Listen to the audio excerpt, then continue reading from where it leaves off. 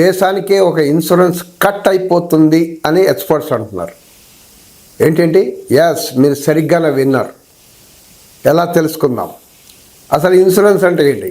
It is a security. It secures your life or your articles. రక్ష సమస్యల్లో ఉన్నప్పుడు ఈ ఇన్సూరెన్స్ అనేది it will help you to some extent. 1960 వరకు private companies ఉండేది లైఫ్ ఇన్సూరెన్స్లో. జనరల్ ఇన్సూరెన్స్ 1972 వరకు ఉండేది, ప్రైవేట్ కంపెనీస్ మాత్రమే. లావాదేవీలు ఉల్టా పల్టా చేసేవాళ్ళు, మొత్తం ప్రాఫిట్ కోసమే. ప్రజలకి ఏ మాత్రం బెనిఫిట్ లేదు, పాలసీ హోల్డర్స్కి ఏ మాత్రం బెనిఫిట్ లేదు, దేశానికి ఏ మాత్రం బెనిఫిట్ లేదు. అప్పుడు ప్రభుత్వం దిగి వచ్చి నేషనలైజ్ చేయాల్సిన పరిస్థితి ఏర్పడింది. అప్పటి నుంచి మనం చూస్తున్నాం ఎల్ఐసి ఒక గ్రాఫ్ ఏంటి అని చూస్తాం. ఈ 65 ఇయర్స్లో ఎల్ఐసి ఈరోజు పెద్ద స్థానం సంపాదించుకుంది. 60 లక్షల కోట్ల వర్త్ ఉన్న సంస్థగా తయారైంది. 30 కోట్ల పాలసీ హోల్డర్లు. అంటే ఈ వర్త్ అని ఎక్కడో స్పెండ్ చేస్తుందా? పనికిరాని చెత్త ప్లేస్లో లేదు. మనం చూస్తున్నాం ఈరోజు గవర్నమెంట్ బాండ్స్లో ఎక్కడ ఎల్ఐసి, ఇన్ఫ్రాస్ట్రక్చర్లో ఎల్ఐసి, రోడ్లో LIC, power sector, green energy, railways, you name anything you will find LIC. Public sector support, welfare schemes ప్రభుత్వం ప్రకటిస్తుంది, అమలు చేసేది ఎల్ఐసి. చాలా వెల్ఫేర్ స్కీమ్స్.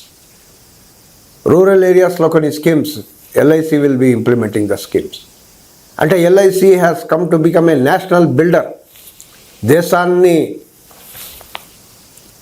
తయారు చేయడంలో, దేశం ఒక ఆర్థికంగా సుస్థిరంగా తయారు చేయడంలో ఎల్ఐసి ఒక కీలక పాత్ర వహిస్తుంది. కీలక పాత్ర అంటే ఫైనాన్షియల్ సెక్యూరిటీగా అది ఎల్ఐసి రోల్ అని కనపడుతుంది. 97% సెటిల్మెంట్ రేషియో ఉంది.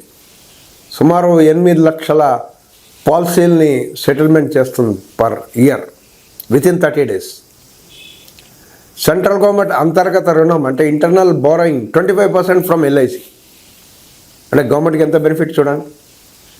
అంటే ఈ జాతీయ పొదుపు, ప్రజల పొదుపుని, సేవింగ్స్ని ఆ రకంగా జాతీయ కంట్రోల్లో ఉంటే, నేషనల్ కంట్రోల్లో ఉంటే, గవర్నమెంట్ కంట్రోల్లో ఉంటే ప్రజలకి ఏమాత్రం ఎంత బెనిఫిట్ అవుతుంది అనేది క్లియర్గా స్పష్టంగా కనపడుతుంది.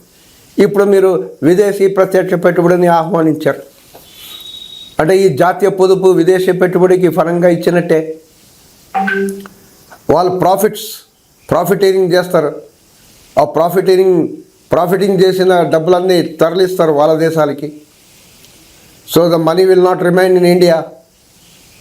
సో ఇదో తీవ్ర ప్రాబ్లం. ఇంకో సమస్య, వాళ్ళ షేర్ హోల్డర్స్ కోసమే పనిచేస్తారు తప్ప పాలసీ హోల్డర్స్ కోసం పనిచేయరు. షేర్ హోల్డర్స్ ప్రాఫిట్ ఏ టైప్ అయినా ఎలా అయినా చేయండి, కానీ ప్రాఫిట్ రావాలి.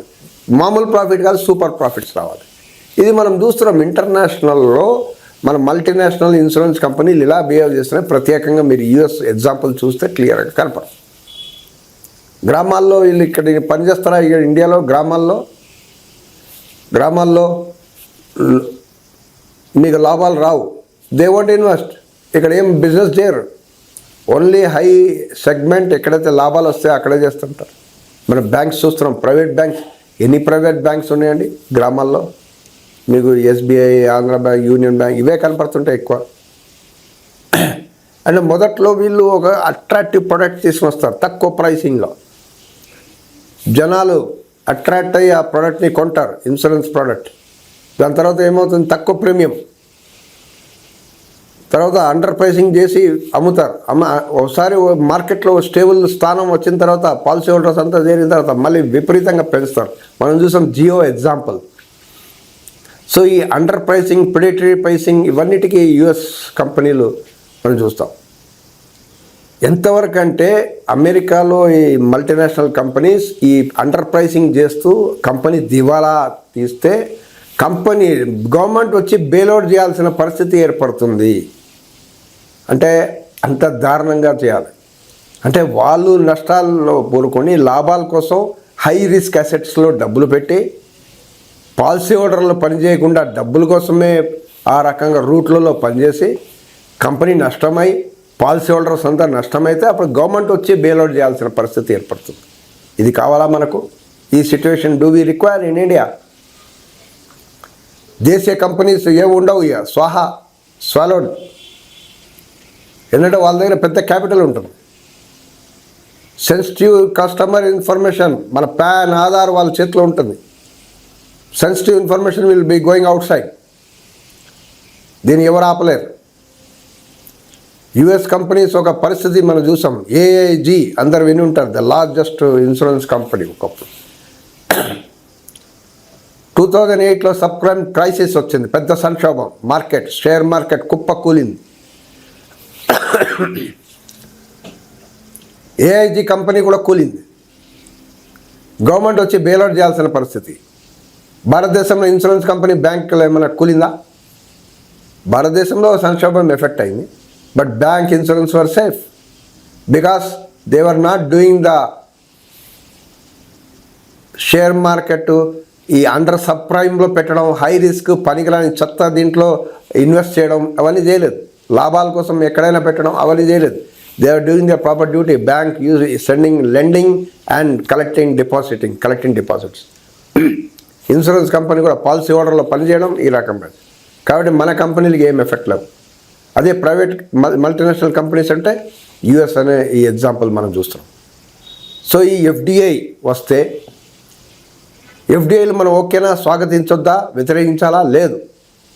విదేశీ ప్రత్యక్ష పెట్టుబడి స్వాగతిద్దాం.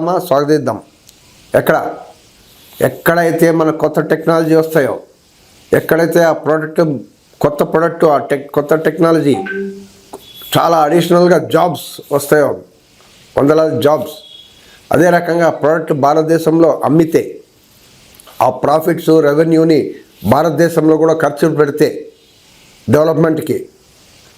నేను ఇంతకుముందు చెప్పాను కదా, నేషనల్ బిల్డర్ ఎల్ఐసి. ఇప్పుడు వీళ్ళు కూడా ఆ రకంగా చేస్తే ఎస్, వీల్ వెల్కమ్. కానీ ఎల్ఐసి, జిఎస్సి ఏదైతే ఈరోజు చేసిందో దేశానికి సేవలు, ఈ ప్రైవేట్ కంపెనీలు, ప్రత్యేకంగా ఈ 100% ఈ మల్టీనేషనల్ ఇన్సూరెన్స్ కంపెనీలు will definitely not do this type of job. So మన ప్రాజెక్ట్స్, ఇన్ఫ్రాస్ట్రక్చర్ వర్క్లో ఏమవుతుంది? వెల్ఫేర్ స్కీమ్స్ ఏమైపోతాయి? రూరల్ వర్క్స్ ఏమైపోతాయి? అంటే నష్టాల్లో ఉన్న పనులు ఎల్ఐసికి, లాభాల్లో ఉన్న పనులు మల్టీనేషనల్ కార్పొరేషన్స్కి. సో ఇదా మన కోరేది. So this is subject, very serious subject. దేశానికి రక్ష అసలు LIC, not just economic policies. Insurance పాలసీయే కాదు, భారతదేశానికి ఒక ఇన్సూరెన్స్ ప్రాజెక్టులు అన్నిట్లో ఖర్చు పెడుతుంది. ఆ రకంగా insurance, it is a security insurance. ఇప్పుడు ఆ సెక్యూరిటీ ఇన్సూరెన్స్, ఎల్ఐసి ఇన్వెస్ట్మెంట్ బంద్ అయిపోయింది అనుకోండి, దెన్ గాన్ ఇన్సూరెన్స్. ఆ సెక్యూరిటీ, ఇన్సులేషన్ ఇవన్నీ అవుతుంది, ఏమైపోతుంది? అందుకే ఎక్స్పర్ట్స్ కరెక్ట్గా అన్నారు, this is a very much danger. అని ఇంత పెద్ద డేంజర్ని మొత్తం ట్రేడ్ యూనియన్స్ అపోజ్ చేస్తున్నారు, రైతు సంఘాలు అపోజ్ చేస్తున్నారు, అపోజిషన్ పార్టీస్ అపోజ్ చేస్తున్నారు, all India insurance employees association oppose చేస్తుంది, ఇంకా చాలా యూనియన్స్ అపోజ్ చేస్తున్నారు, మేధావులు అపోజ్ చేస్తున్నారు, సివిక్ బాడీస్ అపోజ్ చేస్తున్నారు, పాలసీ హోల్డర్స్ అపోజ్ చేస్తున్నారు, ఇన్సూరెన్స్ ఏజెంట్స్ అపోజ్ చేస్తున్నారు. మరి ఇంత పెద్ద సబ్జెక్టు ప్రజల్లో చర్చ లేకుండా జస్ట్ పార్లమెంట్లో 4 గంటలు చర్చలతో పాస్ చేయడం అంటే, మీ ఒపీనియన్ కూడా రాయండి ఈ కమెంట్ బాక్స్లో. Will carry this debate further.